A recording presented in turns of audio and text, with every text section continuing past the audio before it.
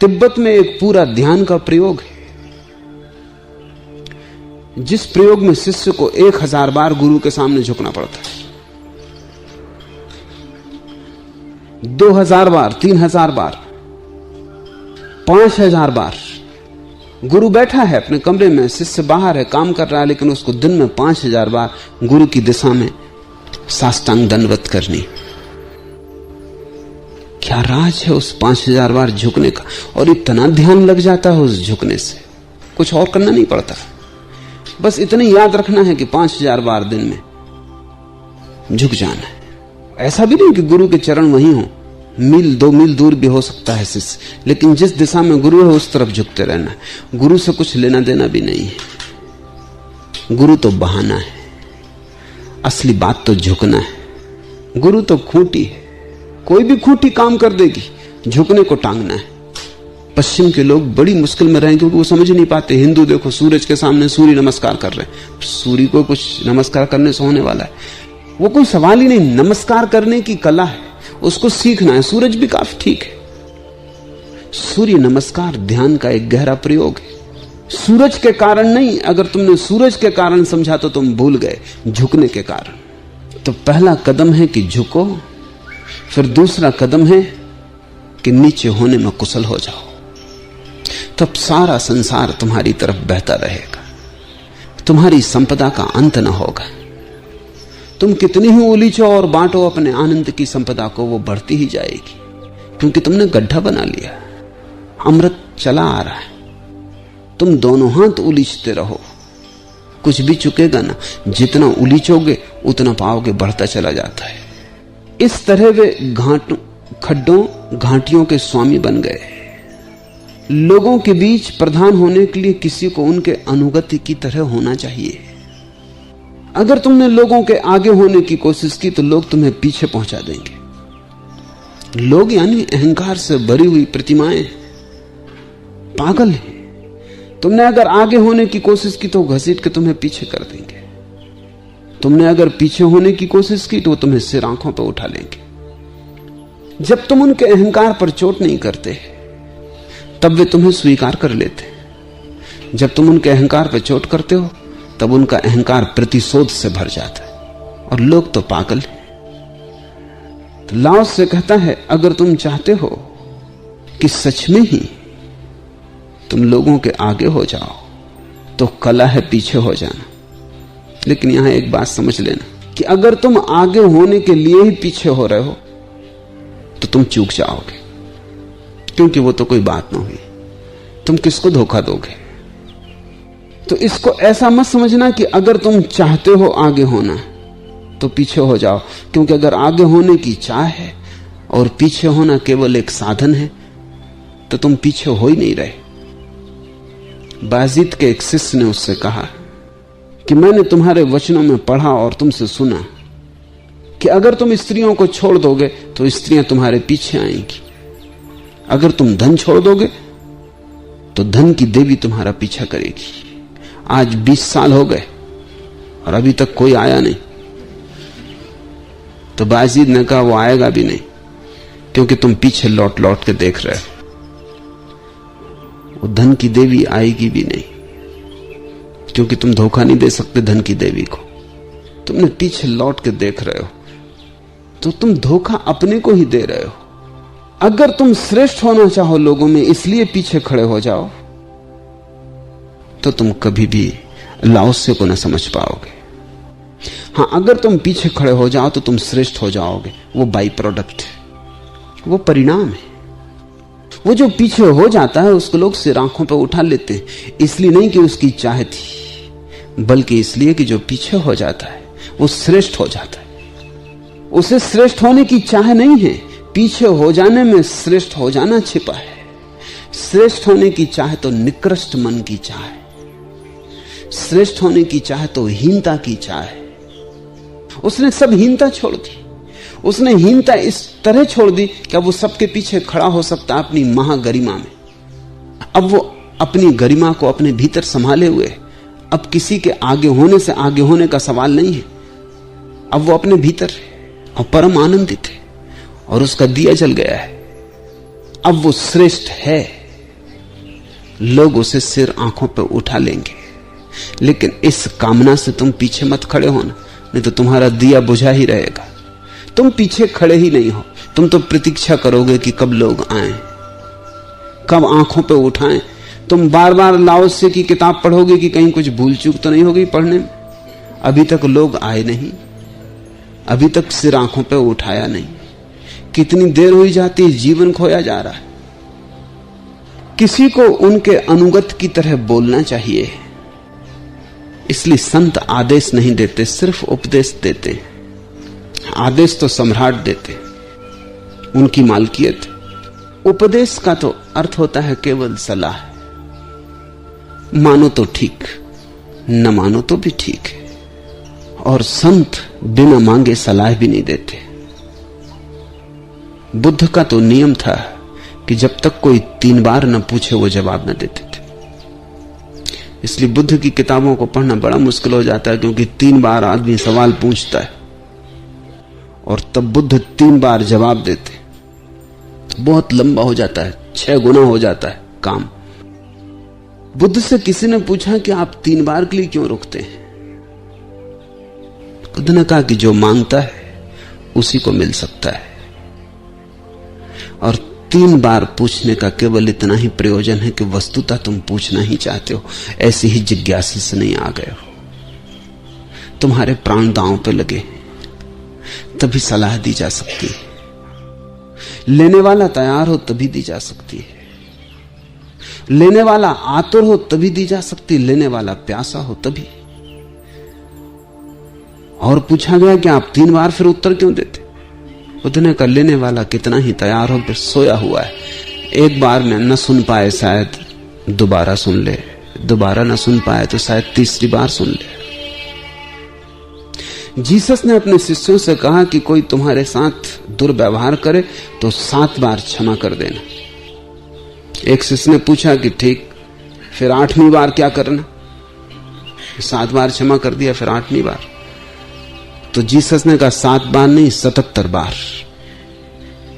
और अगर तुम पूछोगे 78वीं बार क्या करना, तो मैं कहूंगा 777 बार,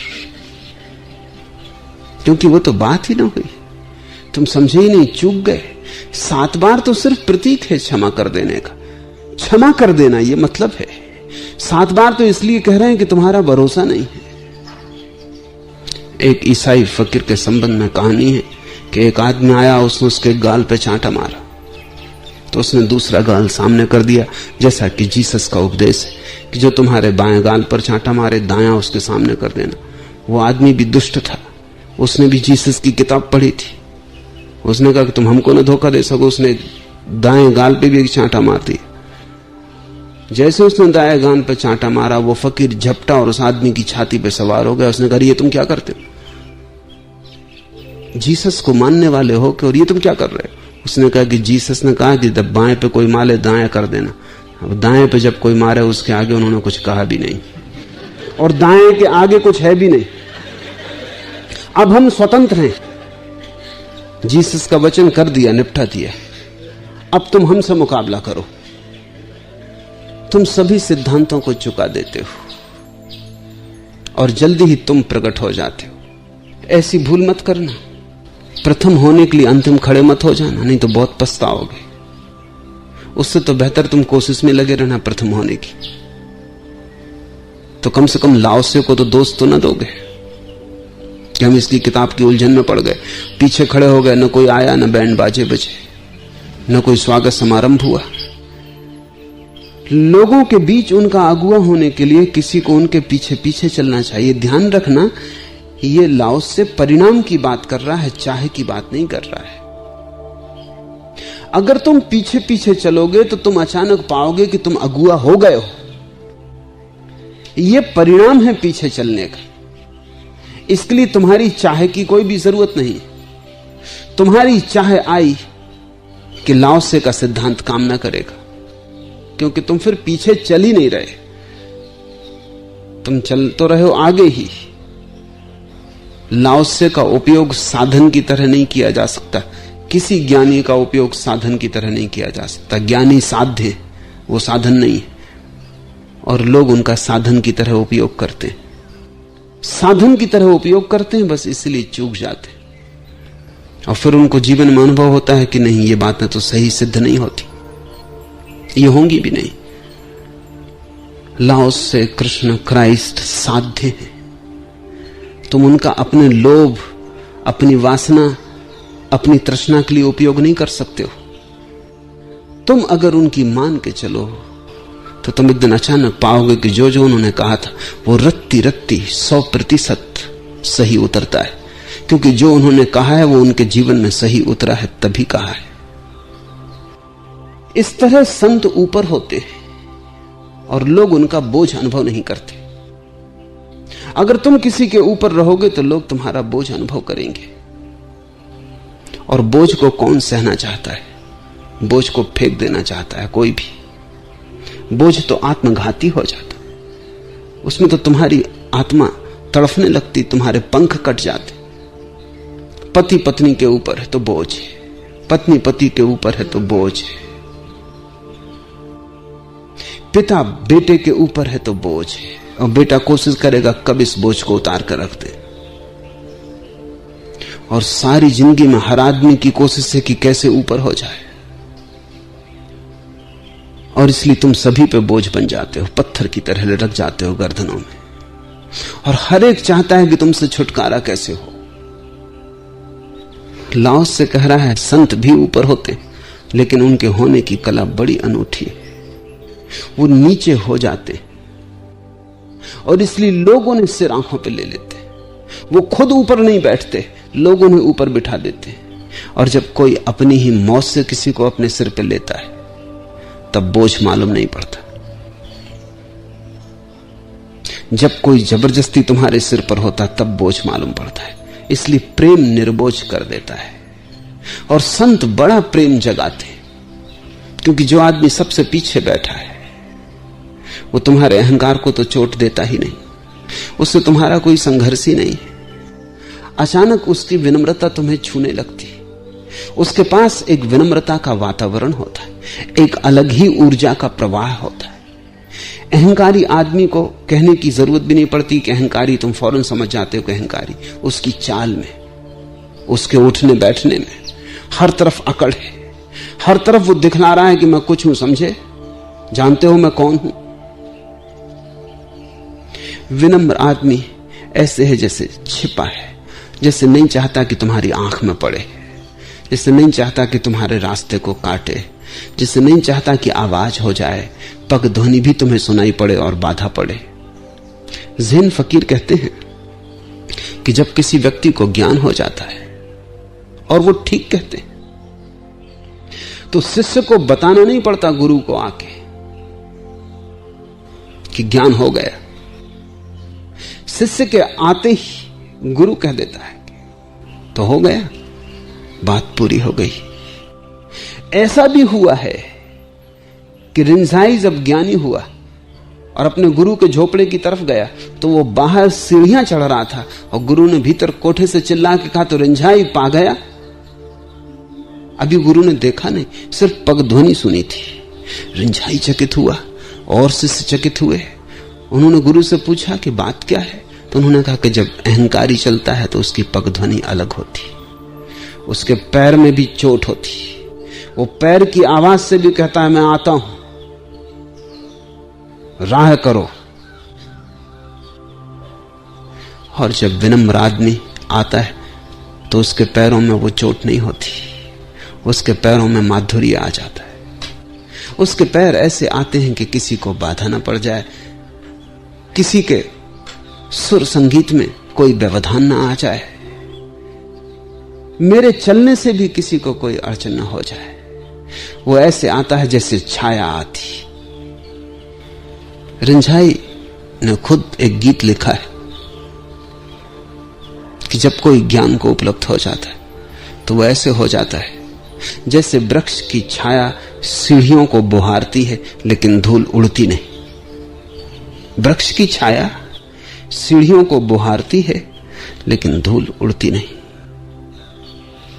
एक दूसरे गीत में रिंझाई ने कहा है जैसे बगलों की कतार आकाश में उड़ती है, न तो बगले चाहते हैं कि झील में प्रतिबिंब बने, और न झील की कोई आकांक्षा है प्रतिबिंब बनाने की। प्रतिबिंब बनता है और मिट जाता है, न झील को पता चलता न बगलों को पता चलता। ऐसा है व्यक्ति जो ज्ञान को उपलब्ध हो जाता है, किसी को पता ना चले। प्रतिबिंब भी बने तो आहट ना हो, छाया भी बुहारे तो धूल का एक कण भी कपे ना, इतनी भी हिंसा नहीं चाहता। निश्चित ही उसके पैर की गति, उसके पैर की आवाज सब बदल जाती। उसके पगध्वनि में पैसिविटी होती, एक्टिविटी नहीं। उसकी पगध्वनि में कर्म नहीं होता, अकर्म की दशा होती। वो चलता नहीं जिससे कोई उसे चला रहा है, वो भीतर खाली हो गया है, शून्य। और उसके शून्य की प्रतिध्वनि उसके प्रत्येक कृत्य में मिलती। संत ऊपर होते हैं और लोग उनका बोझ अनुभव नहीं करते, क्योंकि लोग स्वयं ही उन्हें ऊपर उठा लेते हैं। तुम किसी के ऊपर बैठने की कोशिश मत करना। तुम जिसके भी ऊपर बैठ जाओगे वही तुम्हारा दुश्मन हो जाएगा। और इसी तरह तो तुमने 1000 तरह के दुश्मन अपने आसपास इकट्ठे कर लिए, और तुम्हारी पूरी चेष्टा यह है कि किसी के भी ऊपर बैठ जाएं। छोटा सा बच्चा भी घर में पैदा होता है तो मां और बाप उसके ऊपर चढ़ने की कोशिश शुरू कर देते। छोटे से बच्चे को भी तुम छोड़ते नहीं, उसकी भी सवारी करते हो। और तब अगर बच्चे मां बाप के दुश्मन हो जाते हैं तो कुछ आश्चर्य नहीं। अगर पति पत्नी के बीच तालमेल खो जाता है तो कुछ आश्चर्य नहीं, क्योंकि दोनों एक दूसरे के ऊपर सवारी की कोशिश में संलग्न हैं। कौन किसको डोमिनेट करे, कौन किसको चलाए, कौन असली मालिक। क्या तुम इतने हीन हो कि तुम्हें छोटे बच्चे से भी प्रतिस्पर्धा करनी पड़ती? क्या तुम इतने हीन हो कि तुम अपनी पत्नी के ऊपर भी निर्बोझ नहीं हो सकते? क्या तुम इतने हीन हो कि तुम अपने पति को भी निर्बोझ नहीं छोड़ पाते? जितनी श्रेष्ठता होती है उतना ही आदमी दूसरे को निर्बोझ छोड़ देता है, और जितनी हीनता होती है उतना ही आदमी दूसरे की छाती पे सवार होता है। क्यों? क्योंकि जब तुम श्रेष्ठ होते हो लोग स्वयं ही तुम्हें सिर पे उठा लेते हैं। जब तुम निकृष्ट होते हो तभी तुम्हें खुद सीढ़ी लगा के लोगों के सिर पे चढ़ना पड़ता है, क्योंकि निकृष्ट को कौन सिर पे रखेगा। इसलिए तो तुम्हारी राजनीति निकृष्ट लोगों का धंधा हो जाती है। उसमें जो निम्नतम है समाज में वे संलग्न हो जाते हैं, क्योंकि राजनीति सीढ़ी है जिससे पूरे मुल्क की छाती पर और सिर पे चढ़ के बैठा जा सकता है। अगर दुनिया की राजधानियां परमात्मा कुछ तरकीब करे और एकदम से विलीन हो जाएं, सिर्फ राजधानियां, तो दुनिया में 90% पाप एकदम विलीन हो जाएंगे। Delhi, London, Washington, Moscow, packing एकदम से समाप्त हो जाएं, क्योंकि वहां सब पागल, सब तरह के हीन ग्रंथि से भरे लोग इकट्ठे हो गए। राजधानियां घेर ली जानी चाहिए और उनको मानसिक अस्पतालों में बदल दिया जाना चाहिए। वहां सबके इलाज की जरूरत है। और वो निकृष्टतम लोग हैं, क्योंकि निकृष्ट ही सिर पे चढ़ना चाहता है। श्रेष्ठ को तो तुम सिर पे बिठा लो तो भी वो कहता है कि क्षमा करो, मुझे नीचे उतरने दो, क्यों नाहक कष्ट कर रहे हो। क्या कारण है इसका? कारण यह है कि श्रेष्ठ इतना श्रेष्ठ है अपने भीतर कि अब किसी के सिर पे बैठ के थोड़ी श्रेष्ठ होना है, और किसी के सिर पे बैठ के कभी कोई श्रेष्ठ हुआ है। श्रेष्ठता जब वस्तुता होती है तो उसकी गरिमा आंतरिक है, किसी दूसरे से उसका कोई संबंध नहीं। दूसरे के मत, दूसरे के सहारे की कोई भी जरूरत नहीं। श्रेष्ठता अकेली जी सकती है। श्रेष्ठ व्यक्ति हिमालय के एकांत में भी उतना ही श्रेष्ठ होगा। तुम्हारे प्रधानमंत्री को, तुम्हारे राष्ट्रपति को जंगल के एकांत में ले जाओ, जैसे जैसे भीड़ छटने लगेगी वैसे वैसे राष्ट्रपति छोटा होने लगे। जब ठेठ तुम जंगल में ले जाओगे और वहां कोई भी ना रहेगा, अकेला राष्ट्रपति रह जाएगा, तो वृक्षों के कौवे भी ज्यादा श्रेष्ठ मालूम पड़ेंगे। वो कुछ भी नहीं, ना कुछ। उसकी उसकी सारे होने की ताकत तो लोगों की भीड़ पे थी जिनके सिर पे वो चढ़ना सीख गया था। जब लोग ही जा चुके, सीढ़ी गिर गई। नेपोलियन जब हार गया तो उसे सेंट हेलेना के द्वीप में बंद कर दिया गया। हारे नेपोलियन की बड़ी दुर्दशा होती। जीत थी तो वो संसार का मालिक था, हार गया तो दो कौड़ी का हो गया। लेकिन फिर भी जैसे रस्सी जल जाती और अकड़ रह जाती। रस्सी तो जल गई, लेकिन मरते दम तक नेपोलियन ने कपड़े न बदले, सड़ गए, गंदे हो गए, फट गए। बहुत बार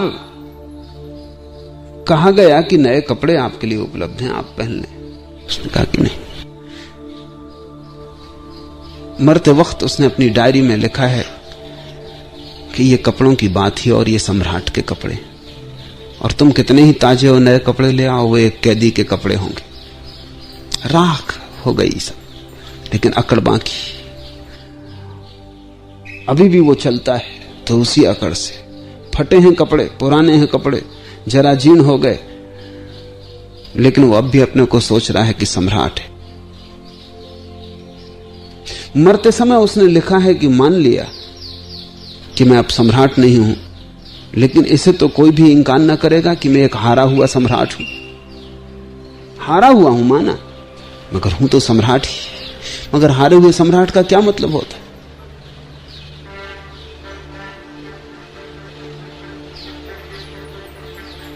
आदमी जितना भीतर अभाव अनुभव करता है, हीनता का कीड़ा जितना भीतर काटता है, उतने ही बाहर उपाय करता है कि कैसे उसे ढांक ले। बाहर रोशनियां जलाता है ताकि भीतर का अंधेरा न दिखाई पड़े। भीतर तो हर कोई जानता है कि मैं ना कुछ हूं, इसलिए दूसरों पर अकड़ जताता है। और ध्यान रखना, जितना ही कोई अकड़ जताए दूसरों पर, उतना ही छोटा आदमी भीतर छिपा है। बड़े आदमी की तो अकड़ होती ही नहीं। बड़ा आदमी तो ऐसा होता है जैसे हो ही ना। महानता शून्यता है, और जब तुम कहीं भी उस शून्यता को देखते हो, तब अचानक तुम्हारा सिर झुक जाता है। तब तुम किसी को सिर पर रख लेना चाहते हो। संत ऊपर होते हैं अपने कारण नहीं, लोगों ने ऊपर उठा लेते। लोगों ने बिना ऊपर उठाए रह नहीं सकते, क्योंकि उनको ऊपर उठाने में पंख मिलते हैं। उनको ऊपर उठाने में तुम उनके साथ उड़ना शुरू करते हो। उनको तुम जितना ऊपर उठाते हो, उतना ही तुम भी ऊपर उठते हो। निकृष्ट आदमी को ऊपर बिठाना खतरनाक है, क्योंकि जितना ही तुम निकृष्ट को ऊपर बिठाते हो, तुम नीचे दबते हो, तुम और छोटे होते जाते हो। गुलाम होना बुरा है, क्योंकि तुम जब भी गुलाम होने को राजी हो जाते हो किसी के, तभी तुम्हारे भीतर सब सिकुड़ने लगता है, तुम और गुलाम होने लगते हो। लेकिन दास होने का मजा और। गुलामी और दासता में फर्क है। गुलाम तो जबरदस्ती बनाया जाता है, दूसरा तुम्हारी छाती पे सवार हो जाता है।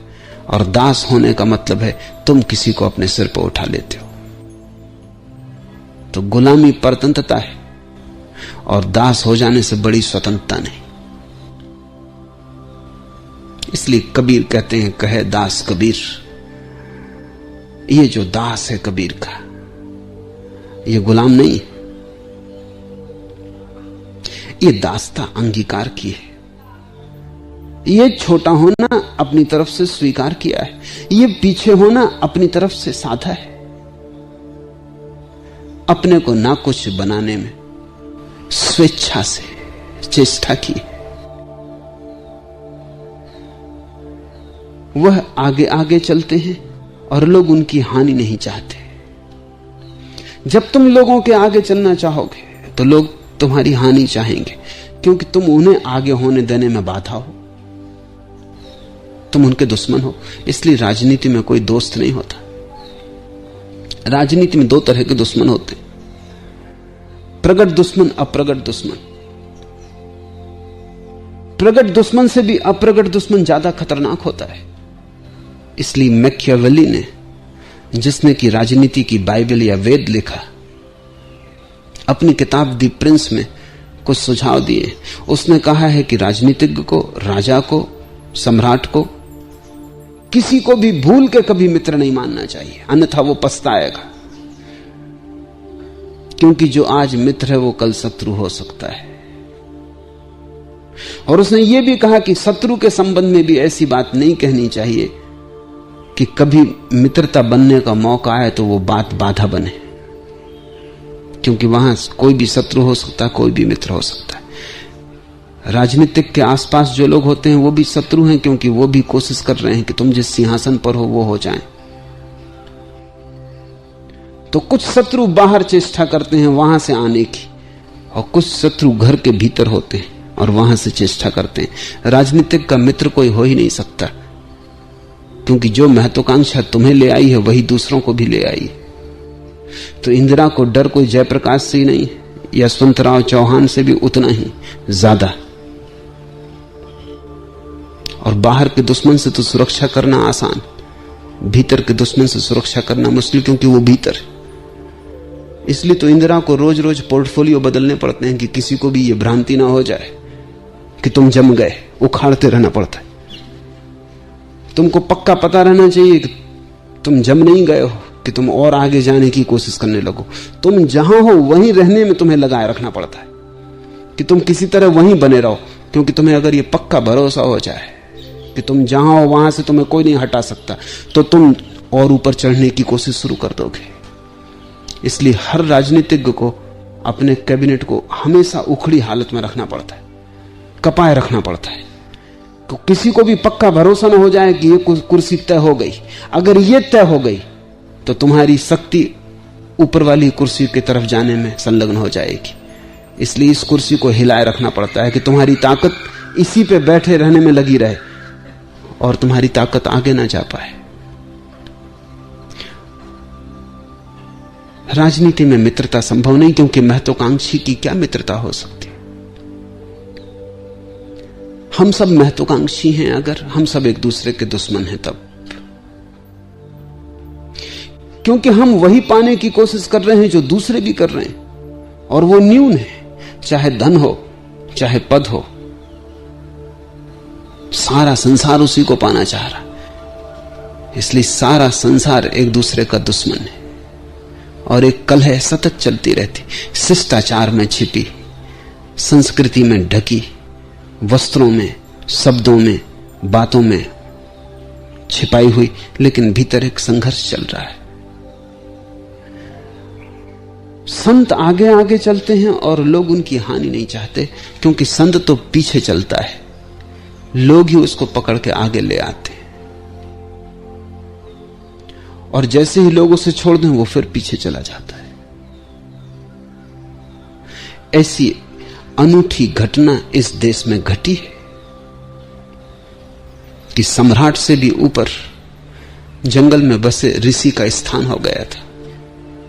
वो हट गया था पीछे, लेकिन सम्राट जाके उसके चरण छूता।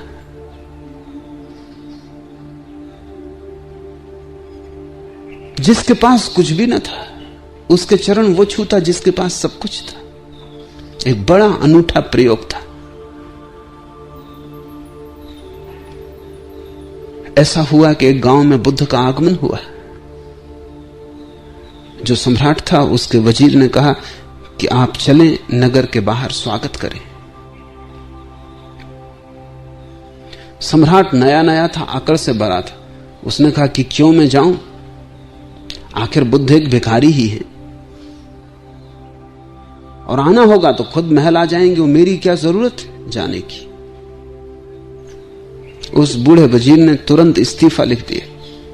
उसने कहा कि फिर मेरा इस्तीफा संभाले, क्योंकि इतने छोटे आदमी के नीचे काम करना फिर मुझे मुश्किल है। तुम में बड़प्पन है ही नहीं। वो सम्राट बोला बड़प्पन नहीं, बड़प्पन की वजह से तो मैं जा नहीं रहा हूं। उस बूढ़े वजीर ने कहा इसे हम बड़प्पन नहीं कहते। बुद्ध कभी सम्राट थे और उन्होंने उस सम्राट होने को छोड़कर भिक्षुक का पात्र लिया। इसलिए भिक्षुक का पात्र साम्राज्य से बड़ा है। साम्राज्य को छोड़ दिया इस पात्र के लिए। अगर तुम्हें दिखाई पड़ता हो तो तुम एक अवस्था पीछे हो अभी बुद्ध से, क्योंकि सम्राट होने के बाद वो भिक्षु हुए हैं। अभी तुम सम्राट ही हो। अभी भिक्षु होने में तुम्हें बहुत देर है, और तुम्हें चलना होगा प्रणाम करने को और झुकना होगा चरणों में, अन्यथा मेरा इस्तीफा संभाल लें। एक अनूठा प्रयोग पूरब में हुआ है, और वो ये कि जो सबसे पीछे है उसके चरणों में वो झुके जो सबसे आगे है, क्योंकि सबसे आगे तो अभी भी बचकाना है, महत्वाकांक्षा की दौड़ है, ज्वर है। जो सबसे पीछे खड़ा है वो प्रौढ़ हो गया। अब उसकी कोई प्रतियोगिता किसी से भी ना रही। अब प्रतिस्पर्धा बिल्कुल शून्य हो गई। इस शून्य प्रतिस्पर्धा में ही तो पहली दफा आत्म गौरव का जन्म होता है। अब कोई छीना झपटी नहीं है। अब धन बाहर नहीं है, धन भीतर है। अब किसी से कुछ पाना नहीं है। अब जो पाना है वो मिला ही हुआ है। अब भीतर का दिया जलता है। अब बाहर की रोशनियों का कोई सवाल न रहा। अब हो जाए गहन अंधकार बाहर तो भी अंतर न पड़ेगा। कोई भी ना हो बाहर, सारी पृथ्वी खाली हो जाए तो भी इसके एकांत में वही शांति और वही आनंद होगा जो भीड़ के रहते था।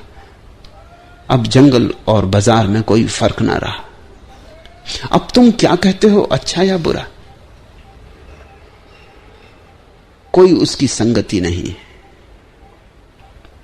इतनी आत्मगरिमा में प्रतिष्ठित जो है उसी का नाम संत है।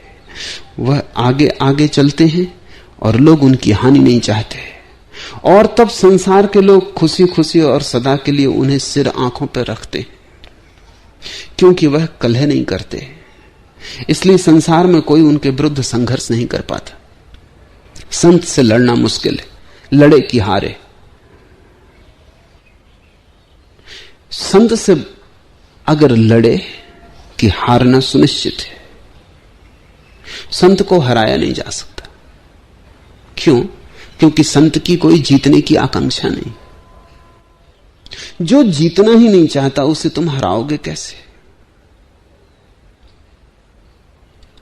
रामकृष्ण से विवाद करने आए थे केशव चंद्र,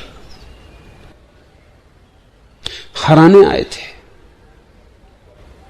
हार के लौटे, क्योंकि रामकृष्ण ने विवाद किया ही नहीं। उल्टी ही हो गई बात सब। केशव चंद्र करने लगे तर्क की बात की ईश्वर नहीं है, सिद्ध करने लगे, और हर तर्क पर रामकृष्ण उठ उठ कर उनको गले लगाने लगे और कहने लगे वाह वाह, बिल्कुल ठीक कहा। थोड़ी देर में केशव चंद्र मुरझा गए कि अब करना क्या। जो भीड़ देखने आई थी रामकृष्ण की पराजय को, वो भी बड़ी बेचैन हो गई कि ये किस तरह का विवाद हो रहा है। तो केशव चंद्र ने कहा, आप मेरी सब बातों को हां कहते हैं तो आप पराजय स्वीकार करते हैं?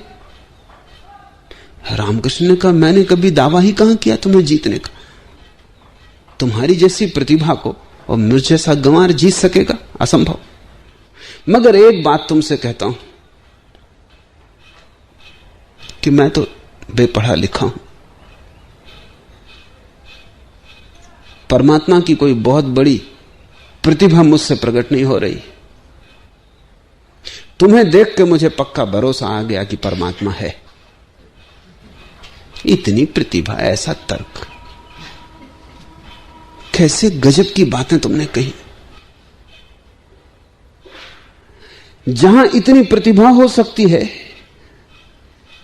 वहां परमात्मा होना ही चाहिए, क्योंकि पदार्थ से ऐसी प्रतिभा कैसे पैदा होगी। और यह मानने को मैं राजी नहीं हूं केशव कि तुम सिर्फ मिट्टी पत्थर हो। तुम्हारे भीतर ऐसा संगीत बज रहा है बुद्धिमत्ता का, वो संगीत खबर देता है कि परमात्मा है। इसके पहले मुझे थोड़ा बहुत शक भी रहा हो, तुम्हारे आने से वो भी मिट गया। केशव चंद्र हार के लौटे, क्योंकि संत की कलह क्या है, उसका दावा क्या है, उसे कुछ सिद्ध करना नहीं है।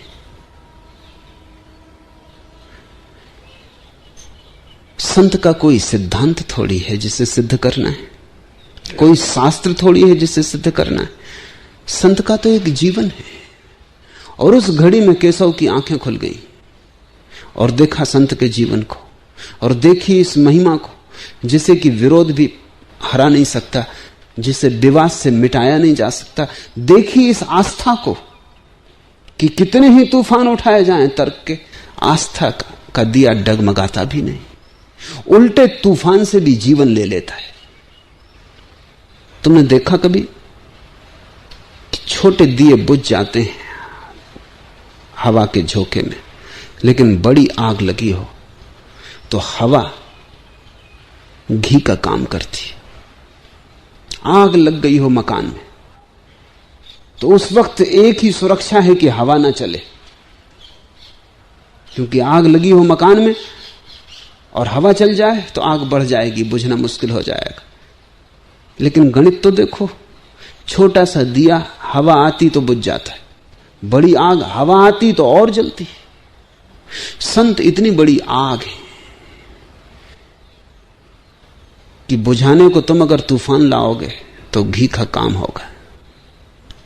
छोटे छोटे दिए विवाद से हार जाते हैं, बड़ी आग विवाद से बढ़ती। छोटे छोटे दिए लड़ो तो हरा सकते हो उन्हें, बड़ी आग से लड़ोगे तो जलोगे, हारोगे। लेकिन सौभाग्य कि अगर बड़ी आग के करीब पहुंच जाओ और हार जाओ, संत के पास हार जाने से बड़ा और कोई सौभाग्य है भी नहीं। वहां से तुम जीत की अकड़ लेके लौट जाओ, वही पराजय है। वहां तुम हार जाओ, वहां तुम समर्पित हो जाओ, वही जीत है। जैसा प्रेम में हार जीत होती, वैसी ही श्रद्धा में भी हार जीत होती, क्योंकि श्रद्धा प्रेम की ही बड़ी आग है। संत के विरुद्ध संघर्ष करना मुश्किल है,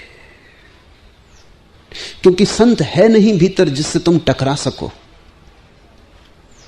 तुम संत के भीतर पाओगे महाशून्य, तुम्हें कहीं अवरोध ना मिलेगा, कोई दीवार नहीं होगी जो तुमसे लड़ने को तैयार है। तुम संत के भीतर जितने जाओगे उतना ही पाओगे कि और भीतर का आकाश खुलता चला जाता है।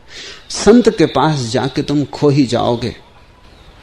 वो तो ऐसे ही जैसे बूंद सागर में गिरती है और खो जाती। सौभाग्य है कि संत के पास पहुंच जाओ। क्यों कहता हूं सौभाग्य?